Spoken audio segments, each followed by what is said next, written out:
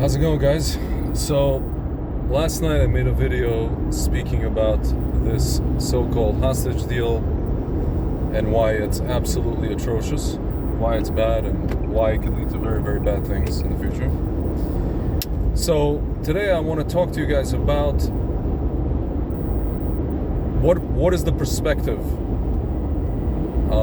that I'm coming from, and that not only myself but other people are coming from when we say that. You know, why we're saying what we're saying, right? Because a lot of people are saying, well, Zvi, the most important thing is just to get these people back, right? That's kind of like the basic version of what a lot of people are saying. Some people even say, well, come on, Zvi, we agree with you, but at the same time, we have to put our so-called idealism aside. And some people even say we have to put our, so-called religious extremism, we have to stop being like religious extremists, in the Jewish sense, right? We have to put that aside, and we need to get these people back, right? Because at the end of the day, we have to be pragmatic and practical, and there's no such thing as a perfect deal, and there's no such thing as getting everything we want in any negotiation. My friends, I'm going to tell you that it's true. There's no such thing as a perfect deal, and there's no such thing as getting everything you want in any negotiation. However, I will tell you guys, from a Jewish perspective, from a Torah perspective, which is the perspective that people like myself and other people that say what I say are coming from, this is bad. Not only is it bad, it's something that whenever we do something like this, history, whether we look at the Tanakh itself, the Bible, and or contemporary history, has proven us to be correct. My friends,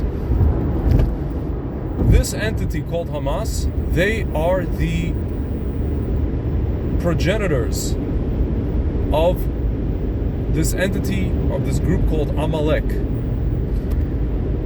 The Torah is replete with instances where it tells us, Zecher Amalek, remember what Amalek did to you on the way to the land of Israel, on the way out of Mitzrayim.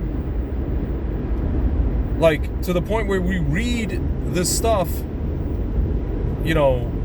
very, very kind of poignantly and specifically when we read the Torah out loud on Shabbat, and people have to stand up and listen to this. We have to stand up during this part and listen to this. Not only after we remember Amalek, we have to destroy Amalek. We have to kill Amalek physically destroy him completely, every last one of them. Like, completely, right? My friends, we have that instance in the Torah where King Shaul did not finish off the king of Amalek. He gave him like mercy. He was merciful on him, and then from there came all of our problems with Amalek, the descendants of Amalek, right? All the way to Haman. That's where we got the story of Purim, right? And notice, guys, in that story, we killed Amalek, we killed Haman, and we killed his sons, right? But even then, we have this whole thing of how those souls reincarnated in the Nazis, in the Nazi leaders, right? Like, every generation has its own Amalek. My friends, this generation's Amalek is Hamas. So the Torah tells us not to negotiate with Amalek, only to kill Amalek. Now you could say, again, Zvi, you're talking about killing every person in Gaza. My friends, or every Arab. No, just Hamas. But here's the kicker here is, with Gaza, we don't know who is Hamas and who isn't. It's always, it's a very fluid situation. But at the very least, guys, we have to kill all of Hamas, the ones we know are Hamas, and definitely not release the people the Hamas people, or the people that are allies of Hamas, back out into the wild, so to speak. Folks, that is the opposite of what Hashem wants us to do. It's not about perfect deals, and it's not about getting everything we want in negotiations. It's just about, are you doing what Hashem wants, or are you doing what Hashem told you explicitly not to do? Not only that, we see that when we do what Hashem told us explicitly not to do, and I'm also talking to myself in certain instances in life, I'm not a tzaddik, right? Bad things happen. Horrible things happen. Atrocious things happen. Just like October 7th, we gave away land, we gave away Gaza, guys, and it was only a matter of time. It took like 18 years for the worst disaster to happen, right? For the worst tragedy, which we're gonna literally, it's gonna become something what's called a kina, like something we read about on the 9th of Av. One of the things is gonna be October 7th. We're gonna describe how all these horrible things happen. My friends. So it's really that binary. Are we doing what Hashem wants? Or are we doing what Hashem told us not to do? Are we eradicating Amalek physically, or are we allowing Amalek? We're doing ceasefires with Amalek. We're talking to Amalek. We are, releasing more Amalek. Oh yeah, we're gonna maybe release them, and then we'll find them and we'll kill them. I will find you. I have a particular set of skills. I will find you and I will kill you. Maybe yes, maybe no. I hope so, but folks, why give Amalek breathing space? Why give him even a minuscule, you give him an inch, he's going to take a yard. You're going to give him a yard, he's going to take a mile. And miles and miles and miles and miles, right? Endless.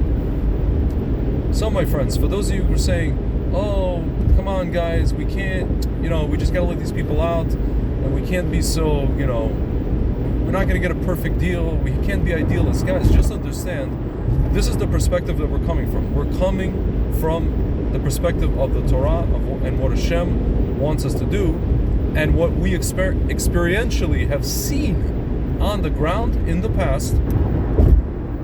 When we do what Hashem wants us to do, which is not that often, unfortunately, and when we do what Hashem doesn't want us to do, which is like, 80% or 90% of the time, it seems, over the last however many decades of the state of Israel, and we see the results. That's it, guys. I mean,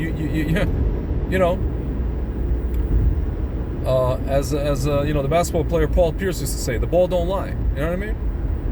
Numbers don't lie. The ball don't lie. I don't know if it was Paul Pierce or the other guy on the Detroit Pistons. The point is, guys, reality's staring you in the face. The results speak for themselves.